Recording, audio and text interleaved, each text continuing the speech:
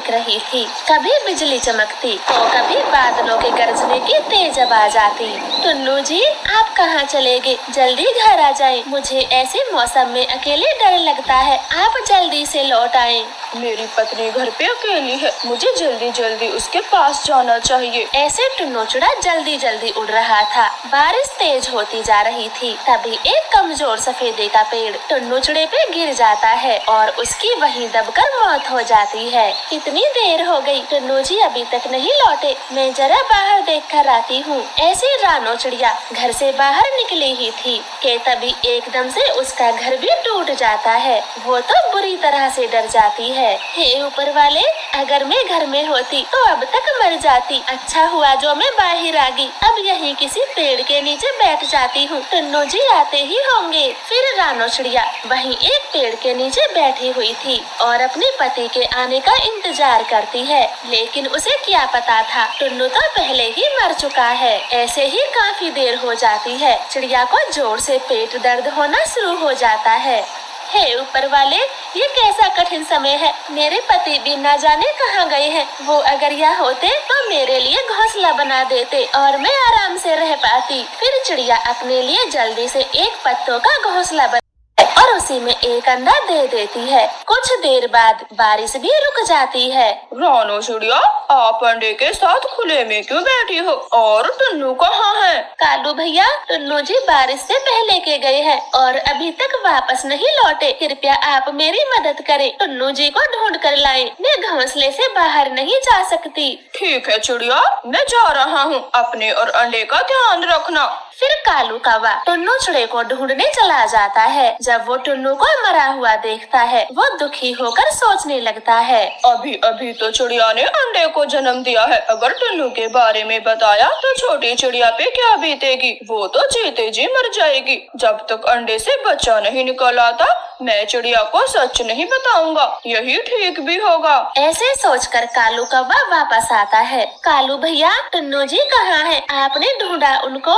हाँ चिड़िया, मैंने पूरे जंगल में ढूंढा, लेकिन टुन्नू कहीं नहीं मिला। हो सकता है वो बारिश से बचने के लिए किसी के घर में छुप गया हो। आप चिंता न करें, वो आ जाएगा। शायद आप ठीक कह रहे हो। टुन्नू जी घर वापस आ जाएंगे। अच्छा चिड़िया, अब तो तुम्हारा घर भी टूट गया है। तुम इस अंडे के साथ कहाँ रहोगी? पता नहीं कालू भैया, मैं कहाँ रहूंगी। मेरे तो कुछ भी समझ में नहीं आता।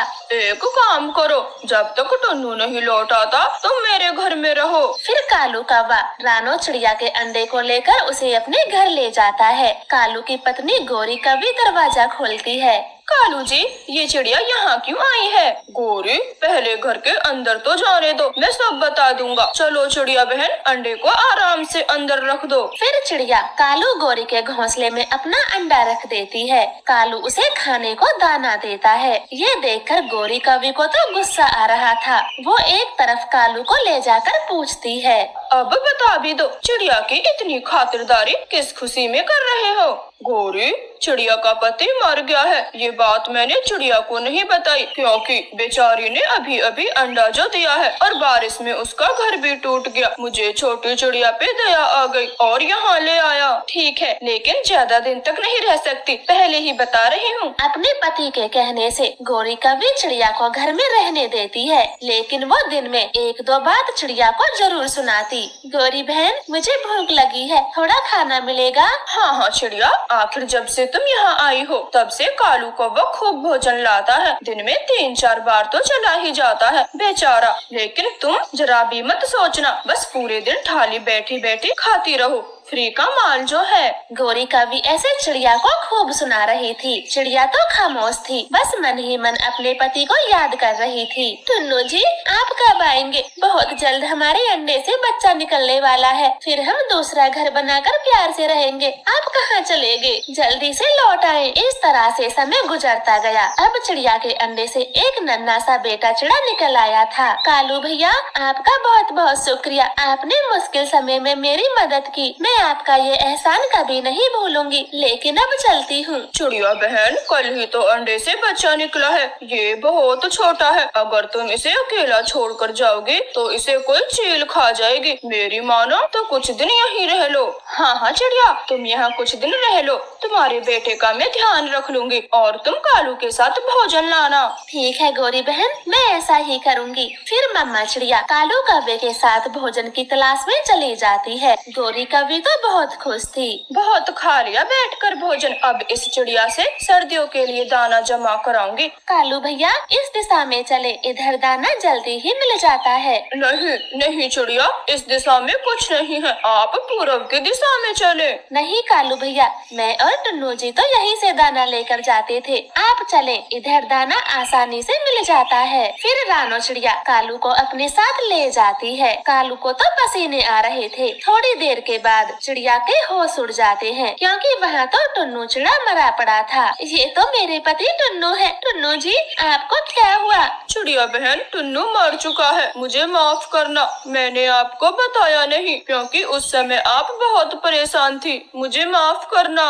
चिड़िया तो रो रही थी। जैसे तैसे कालू कौवा उसे घर लेकर आता है, लेकिन घर पहुंचकर कालू कौवे की तबीयत भी खराब हो जाती है। कोरू कौवी, आपके पति कालू को दिल में छेद है, अगर इनका ऑपरेशन नहीं हुआ तो ये मर सकता है। क्या कहा? दिल में छेद? मेरे कालू को कुछ नहीं होना चाहिए। नहीं नहीं गौरी बहन, आप चिंता ना करें। बुलबुल जी कृपया ऐसा ना बोले, हम करवाएंगे, कालू भैया का ऑपरेशन जरूर करवाएंगे। ठीक है, तो कल 2 बोरी दाना जमा कर देना। ऐसे वो दोनों कालू कौवे को घर ले आती हैं। 2 बोरी? घर में तो कुछ भी नहीं है, अब क्या होगा? मेरा कालू का ऑपरेशन कैसे हो पाएगा? गौरी बहन तुम धैर्य रखो, मैं हूँ ना, कालू को कुछ नहीं होने दूंगी। 2 बोरी दाने का इंतजाम मैं करूँगी, आप चिंता ना करें। फिर रानो चिड़िया 2 बोरी दाना जमा करने में लग जाती है, लेकिन वो इतना सारा दाना अकेले जमा नहीं कर पाती। 2 बोरी दाना मैं कैसे जमा कर सकती हूँ? अभी तो बस ये थोड़ा सा ही जमा हुआ है, इससे तो हम 3 पक्षियों का पेट ही भरेगा। मुझे कुछ और सोचना पड़ेगा। चिड़िया को तेज भूख लगी थी, उसके सामने हरी हरी घास थी। वो दाना बचाने के लिए खुद घास ही खा लेती है और फैसला करती है गौरी और अपने बेटे को भी घास ही खिलाएगी। वो ढेर सारी घास लेकर घर जाती है। चिड़िया, मैं तो घास खा लूंगी, लेकिन कालू और आपका बच्चा वो नहीं खा पाएंगे। चिड़िया फिर से चिंता में पड़ जाती है, लेकिन वो कुछ भी करके दाना खर्च नहीं करना चाहती थी, सबको घास ही खिलाना चाहती थी। वो काफी देर विचार करती है और हरी हरी घास की हरी हरी रोटियां ही बना देती है। मम्मा ये घास की रोटी तो बहुत टेस्टी है, मुझे और दे। हाँ चिड़िया, ये रोटियां तो बहुत ज्यादा स्वादिष्ट है, कालू भी आराम से खा गया। मैंने कुछ सोचा है, तुम ये घास की रोटियां बेचना शुरू कर दो, हमारी तरह बाकी के पक्षियों को भी ये स्वादिष्ट लगेंगी, ऐसे दाना जल्दी जमा हो जाएगा। गौरी कौवे का ये आइडिया चिड़िया को अच्छा लगता है। वो ढेर सारी घास लेकर आती है और रोटियां बनाकर पक्षियों को खिलाने लगती है। घास की रोटी पूरे जंगल में मशहूर हो जाती है और 2 बोरी दाना चुटकियों में ही जमा हो जाता है। कालू कौवे का ऑपरेशन भी जल्द ही हो जाता है। सच चिड़िया बहन, अगर तुम ना होती तो मेरा कालू ठीक नहीं हो पाता, तुम बहुत अच्छी हो। गौरी ऐसा न बोले, आपने भी तो मेरी कितनी मदद की, मुझे घर में रखा, खाने को दाना दिया, मेरे बेटे का ध्यान रखा, मैं तो आपकी ही शुक्रगुजार हूँ। ऐसे वो सब पक्षी बहुत खुश होते हैं। चिड़िया की हरी घास की रोटियों का काम बहुत अच्छा चलता है। वो जल्द ही खुद का घर भी बना लेती है और खुशी खुशी रहती है। तो प्यारे दोस्तों, अच्छाई का रास्ता हमेशा अच्छा ही होता है। रानो चिड़िया का पति एक चॉकलेट की फैक्ट्री में काम किया करता। वो बहुत ईमानदार पक्षी था।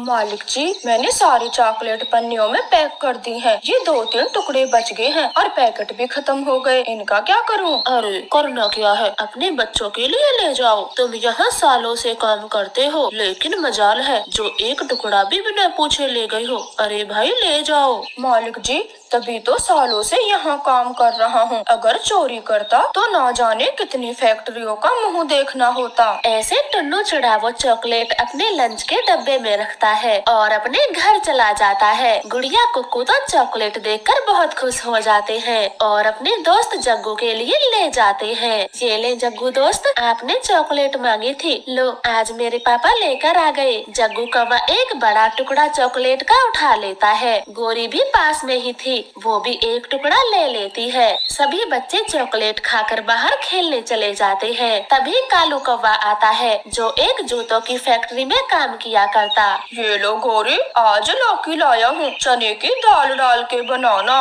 लौकी, ये भी कोई लाने की चीज है? लाना ही था तो कुछ मीठा लाते, जैसे चिड़िया का पति रोज चॉकलेट लाता है। मीठे से पेट थोड़े ना भरता है, पेट तो सब्जी से ही भरता है। कालू, मैं तो कहती हूँ आप उस जूते की फैक्ट्री को इस्तीफा दे दें और टुन्नू के साथ चॉकलेट कंपनी में काम करें। कम से कम चॉकलेट तो खाने को मिलेगी, जूते तो खा भी नहीं सकते। हाँ गोरी, मैं भी जूते सिल सिल के थक गया हूँ, मैं टुन्नू से बात करता हूँ। अच्छा तो कालू, मैं भी आपके साथ चलती हूँ, चले। ऐसे सलाह कर वो दोनों पति पत्नी रानू चिड़िया के घर जाते हैं। कालू कौवा तो झूठ बोलता है। टुन्नू यार, रोजी रोटी का सवाल है, मुझे जूतों की फैक्ट्री से निकाल दिया। मगर क्यों कालू, उन्होंने ऐसा क्यों किया? दोस्त, कंपनी घाटे में जा रही थी, इसीलिए काफी सारे वर्करों को निकाला है। मैं तो सोच सोच के परेशान हूँ, मेरे परिवार का क्या होगा? हाँ रानो बहन, अगर कहीं काम न मिला तो हम भूखे मरेंगे। मेरे जग्गू का क्या होगा? गौरी बहन चिंता ना करें, टुन्नू जी है ना, अपनी फैक्ट्री में बात करेंगे और कालू भैया को वहाँ लगवा देंगे। आप बिल्कुल चिंता ना करें। हाँ हाँ कालू दोस्त, तुम चिंता ना करो, कल मेरे साथ कंपनी चलना, मेरे बॉस बहुत अच्छे हैं, तुम्हें काम जरूर दे देंगे। धन्यवाद टुन्नू दोस्त, मैं यही उम्मीद लेके आया था, मैं कल तैयार रहूंगा। ऐसे कालू गौरी खुशी खुशी अपने घर चले जाते हैं। कालू जी, बन ही गई बात, अब तुम रोज ढेर ढेर सारी चॉकलेट लाना, मैं खूब खाऊंगी, अपनी माँ के घर भी भिजवाऊंगी। ऐसे बातें कर वो दोनों सो जाते हैं। सुबह हो जाती है, कालू कौवा टुन्नू के साथ चॉकलेट कंपनी जाता है। मालिक जी, मेरे दोस्त को काम की सख्त जरूरत है, अगर इसे यह काम मिल जाए तो आपका बड़ा उपकार होगा इसके परिवार पे। ठीक है, तुम्हारा दोस्त है तो रख लेता हूँ, वरना अब वर्कर की जरूरत नहीं थी, लेकिन काम ईमानदारी से करना, शिकायत का कोई मौका न देना। जी मालिक जी, मैं बहुत बड़ा ईमानदार हूँ, ईमानदारी तो मुझ में कोट कोट के भरी हुई है, शिकायत का एक भी मौका नहीं मिलेगा। ऐसे कालू कौवे को काम पर रख लिया जाता है। वो एक दो दिन तो ईमानदारी से काम करता, लेकिन बाद में चॉकलेट चुराने लगा था। वो अपने साथ एक थैला लाता, जिसे चॉकलेट से भरकर घर ले जाता। खाओ गोरी खाओ, जितना मन करे उतना खाओ, चॉकलेट का तो ढेर लगा दूंगा। वाह पति जी, इसीलिए तो आपको जूते की फैक्ट्री से निकलवाया, ताकि मैं खूब चॉकलेट खा सकूं और बची कुची मिठू तोते को बेच सकूं। मैंने बात पक्की कर ली है उससे। ठीक है, तो पहले बता देती तो ज्यादा चॉकलेट लाता, अब कल से ज्यादा ही लाया करूँगा। ऐसे कालू कौवे को और भी लालच आ जाता है। अब तो वो हर रोज अपना थैला चॉकलेट से भर के लाने लगा था और उसकी पत्नी मिट्ठू तोते को बेचने लगी थी। इस तरह से काफी समय बीत जाता है और चॉकलेट की गिनती में कमी आ जाती है। मालिक कबूतर को शक होने लगता है। मैनेजर, आज सब वर्कर के थैले चेक करना, लगता है कोई चॉकलेट चुरा के ले जा रहा है। मालिक कबूतर ऐसे बोल ही रहा था, तभी कालू कौवा उनकी बातें सुन लेता है और अपने थैले की सारी चॉकलेट टुन्नू के थैले में छुपा देता है। तलाशी के समय टुन्नू चिड़ा पकड़ा जाता है। टुन्नू, तुमसे ये उम्मीद नहीं थी, मेरी नजरों के सामने से दूर हो जाओ और कभी अपनी शक्ल मत दिखाना, चोर कहीं के। नहीं मालिक जी, मैं कुछ नहीं जानता, मेरे थैले में ये चॉकलेट कहाँ से आई, मुझे कुछ नहीं पता, कृपया मुझे काम से ना निकालें। टुन्नू चिड़ा ऐसे खूब मिन्नतें करता है। मैनेजर उसकी एक नहीं सुनता और उसे काम से हटा दिया जाता है। टुन्नू जी, मुझे आप पर पूरा विश्वास है, आप ऐसा कोई काम नहीं कर सकते, चोर कोई और ही होगा, वो भी एक दिन जरूर पकड़ा जाएगा, फिर मालिक आपको दोबारा बुलाएंगे, आप चिंता ना करें। ऐसे रानो चिड़िया अपने पति को समझा देती है। इधर कालू कौवा अपनी हरकत से कब बाज आने वाला था, वो तो अपनी चोरी जारी रखता। मैनेजर, हमने चोर टुन्नू को तो उसी दिन निकाल दिया, लेकिन कंपनी अब भी घाटे में जा रही है। लगता है असली चोर अभी तक पकड़ा नहीं गया। टुन्नू को शायद हमने गलत निकाल दिया। हाँ मालिक जी, मैं भी यही सोच रहा हूँ। आज फिर से तलाशी लूंगा और चोर को पकड़ के रहूंगा। ऐसे वो दोनों सलाह करते हैं। छुट्टी का समय हो जाता है। वो अचानक से सबकी तलाशी लेते हैं। तो चोर तुम कौवे हो और हमने टुन्नू को निकाल दिया। बताओ, टुन्नू के बैग में उस दिन चॉकलेट कहाँ से आई, वरना तुम्हें पुलिस के हवाले कर देंगे। नहीं मालिक जी, मुझे पुलिस के हवाले मत करना। वो दरअसल मैंने ही टुन्नू के बैग में चॉकलेट रखी थी, क्योंकि मैंने तुम दोनों की बातें सुन ली थी। तुम्हें जिसने काम पर लगवाया उसी के साथ धोखा किया। निकल जाओ, तुम विश्वास के लायक नहीं हो और आज के बाद कभी अपनी शक्ल मत दिखाना। ऐसे कौवे को नौकरी से निकाल दिया जाता है और टुन्नू को बकायदा घर से बुलाया जाता है। टुन्नू चिड़ा तो अपनी नौकरी पाकर बहुत खुश था और कालू कौवा तो अपनी पहली नौकरी से भी हाथ धो बैठता है, क्योंकि उसे अब वहाँ पर भी काम पर नहीं रखा जाता। वो बहुत पछताता है। इस बार होली पर कालू गौरी ने अपनी रंगों की दुकान लगाई थी। अब तो गौरी कभी जहाँ से भी गुजरती सब पक्षियों से एक ही बात बोलती। छोटी चिड़िया, रंग खरीदने जंगल से बाहर मत जाना। हमने रंगों की दुकान लगाई है, सब कुछ हमसे ही खरीदना। हाँ हाँ गौरी बहन, क्यों नहीं, मैं आपसे ही रंग खरीदूंगी। जब पास में ही दुकान है तो दूर क्यों जाना। हाँ, याद रखना और टुन्नू से भी बोल देना, कहीं वो दूसरी दुकान से रंग ना खरीद ले। ऐसे गौरी कभी अपनी दुकान पर चली जाती है। कालू, मैंने रानो, बुलबुल, मिट्ठू सबसे बोल दिया है, वो हम ही से रंग खरीदेंगे। ठीक है तो गौरी, मैं जल्दी जल्दी रंगों में लाल मिट्टी मिला देता हूँ, वो किसी भी वक्त आ सकते हैं। ऐसे बोलकर कालू कौवा रंगों में मिट्टी मिला लेता है। तभी उनकी दुकान पर एक कबूतर आता है। कालू, मुझे 200 रुपए के गुलाल दे दो, मेरी पत्नी मायके जा रही है तो उसी के साथ भेजने हैं। क्या कबूतर, 200 के रंग, कम से कम 500 के रंग रखो। अगर होली खेलते हुए रंग खत्म हो गए तो आपकी क्या इज्जत रहेगी, सब तुम्हें कंजूस कहेंगे। ऐसा है तो गौरी आप 500 के ही दे दें, ससुराल में इज्जत कम नहीं होनी चाहिए। फिर कालू कौवा कबूतर को 500 रुपए के गुलाल दे देता है। कबूतर तो वो मिट्टी वाले रंग लेके अपने घर चला जाता है। देखा कालू, इसे कहते हैं तेज दिमाग। पहले ही दिन ग्राहक से 500 रुपए बना लिए। हाँ गौरी, अगर ऐसे ही रंग बेचेंगे तो सारे कलर जल्दी ही खत्म हो जाएंगे। मैं एक काम करता हूँ, सारे कलरों में दोगुनी मिट्टी मिला देता हूँ, किसी को कुछ पता नहीं चलता। हाँ कालू, लगता है इस होली हम पक्के अमीर हो जाएंगे, क्योंकि चोरी पकड़ने की कोई गुंजाइश ही नहीं बची। इस तरह से कालू गौरी लालच में आ जाते हैं और अपने रंगों में ढेर सारी मिट्टी मिला लेते हैं। मिट्ठू जी, आप कहीं और से कलर न लाना, अपनी पड़ोसन गौरी ने रंगों की दुकान खोली है। क्या कहा? उन कौवों ने रंगों की दुकान खोली है। वो बहुत बदमाश है, बिना बेईमानी के कोई काम नहीं करते। मैं उनसे रंग नहीं खरीदूंगा। पति जी, अब रंगों में क्या ही बेईमानी, आप खरीद लेना, गौरी ने खास कर कहा है। अगर कहीं और से लाए तो उन्हें बहुत बुरा लगेगा। तुम कहती हो तो चला जाता हूँ, लेकिन वो विश्वास के काबिल नहीं है। ऐसे मिट्ठू तोता भी कौवों की दुकान पर चला जाता है। आओ आओ मिट्ठू तोता, बताओ कितने के रंग दूं? नहीं नहीं, पहले आप मुझे रंगों की जांच करवाएं, मैं तभी रंग लूंगा। मिट्ठू, क्या तुम्हें हम पर जरा भी विश्वास नहीं है? अब आप ही बताएं, रंगों के साथ हम क्या कर सकते हैं? मिट्ठू तोता सोच में पड़ जाता है। वैसे बात तो सही है इन कौवों की। ठीक है कालू, मुझे 50 रुपए के गुलाल और 50 के ही रंग दे दो। फिर कालू कौवा जल्दी से उसे 100 रुपए के रंग और गुलाल दे देता है। मिट्टू वहाँ से चला जाता है। बस 100 रुपए के रंग खरीदे हैं। अकड़ तो ऐसे दिखा रहा था जैसे पूरी दुकान खरीद लेगा। अरे गौरी बहन, मुझे 1000 रुपए के रंग दे दो, लाल, हरा, पीला और गुलाबी, मुझे सब रंग दे दो। अरे वाह मुनमुनो, आप इतने सारे रंग खरीद रही हो, क्या बात है। सबको ऐसे ही रंग खरीदने चाहिए, आखिर साल में एक बार ही आती है होली। नहीं कालू भैया, इतने सारे रंग मैं कभी नहीं खरीदती। वह दरअसल इस बार सारे रिश्तेदार मेरे घर होली मनाने आ रहे हैं, इसलिए मैं इतने सारे रंग खरीद रही हूँ। ऐसे बोलकर मुनमुन 1000 रुपए दे देती है और अपने रंग के थैले लेकर वहाँ से चली जाती है। सोचो कालू, हमारे पड़ोसियों के घर भी ऐसे रिश्तेदार आते तो हमारी कितनी बिक्री होती। गोरी, कोई होली खेलने आए या ना आए, हमें क्या, हमारे रंग तो बिछे जाएंगे। ऐसे कालू गौरी अपने मिट्टी वाले कलर खूब जोरों से बेच रहे थे और किसी को कुछ भी पता नहीं चलता।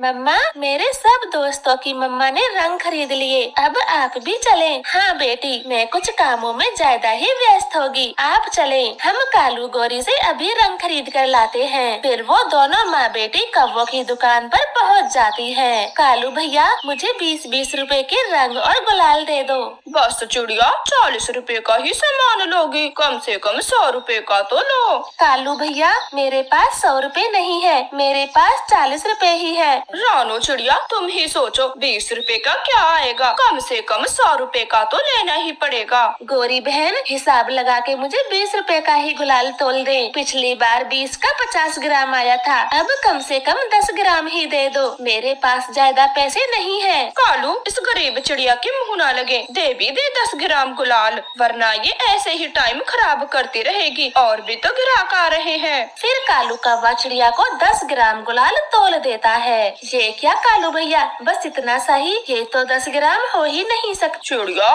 तुम्हारे सामने ही तो तोला है, चाहो तो तराजू को चेक कर लो। चिड़िया कौवों की तराजू देखती है, मगर कुछ नहीं मिलता। फिर वो गुलाल की थैली देखती है। वजन तो 10 ग्राम ही लगता है, ये लेकिन इतना थोड़ा क्यों है, जबकि गुलाल तो हल्का होता है और कहीं ज्यादा भी चढ़ता है। अच्छा, तो अब समझ आया, इसमें इन्होंने मिट्टी मिला रखी है। अब जाती हो या यहीं खड़ी खड़ी टाइम वेस्ट करती रहोगी? जल्दी जाओ, ग्राहक तुम्हारे पीछे खड़े हैं। गोरी, मैं जान गई हूँ, तुमने गुलाल में ढेर सारी मिट्टी मिला रखी है, जिस कारण ये थोड़ा ही चढ़ता है। चिड़िया, हम पे झूठा इल्जाम मत लगाओ, हम पूरी ईमानदारी से रंग बेच रहे हैं। अब जाओ यहाँ से, वरना त्योहार के दिन भी लड़ाई हो जाएगी। हाँ, जाती हूँ, मुझे नहीं लेने आपके मिट्टी वाले रंग। चलो गुड़िया, हम कहीं और से ले लेंगे, इन्होंने तो सारी मिट्टी मिला रखी है। चिड़िया की ये बात बाकी ग्राहक पक्षी भी सुन लेते हैं। क्या कहा बेटी, इन कौवों के रंग में मिट्टी मिली हुई है? जरा हमें बताओ, हमें तो दिखाई भी नहीं देता। हाँ माँ जी, इन कौवों ने मिट्टी मिला रखी है, अगर विश्वास नहीं है तो आप किसी और से दिखवा लें। चिड़िया ऐसे बोल ही रही थी, तभी वहाँ पर मुनमुन अपने रंग लेकर आती है। कालू भैया, मुझे तो दुकान में ठीक से नजर नहीं पड़ा, लेकिन आज घर पे खोल कर देखे तो सारे रंगों में मिट्टी मिली है। मुझे नहीं चाहिए आपके रंग, मेरे पैसे वापस करो। हाँ हाँ कौवो, मेरे रंग भी वापस करो। तुम्हें क्या लगा किसी को पता नहीं चलेगा? मेरी पत्नी ने ये रंग अपने मायके से भिजवाए हैं, इनमें ढेर सारी मिट्टी मिली है। अब जल्दी से मेरे पैसे दो, वरना मार खाओगे। कालू कौवा तो डर जाता है और जल्दी जल्दी सबके पैसे वापस करता है। अब तो उसके मिट्टी वाले रंग कोई भी नहीं खरीदता। कालू, इस बार सब कुछ तुम्हारी वजह से हुआ है, अगर थोड़ी मिट्टी मिलाते तो किसी को पता नहीं चलता, सब गड़बड़ तुमने की है। हाँ गोरी, जैसे तैसे तो ये रंग खरीदे थे और ज्यादा लालच करके वो भी मिट्टी में मिला दिए, अब इन्हें कोई नहीं खरीदेगा, हम कमाने की जगह बर्बाद हो गए। इस तरह से कालू गोरी बहुत पछताते हैं। अगर ईमानदारी से कमाते तो थोड़ा मुनाफा कमा ही लेते, मगर अपने लालच के चलते सब बिगाड़ लिया था, क्योंकि उनकी दुकान का नाम खराब हो चुका था और कोई भी पक्षी उनकी दुकान पर नहीं आता। इस तरह से कालू गोरी को अपने लालच की सजा मिलती है। आपका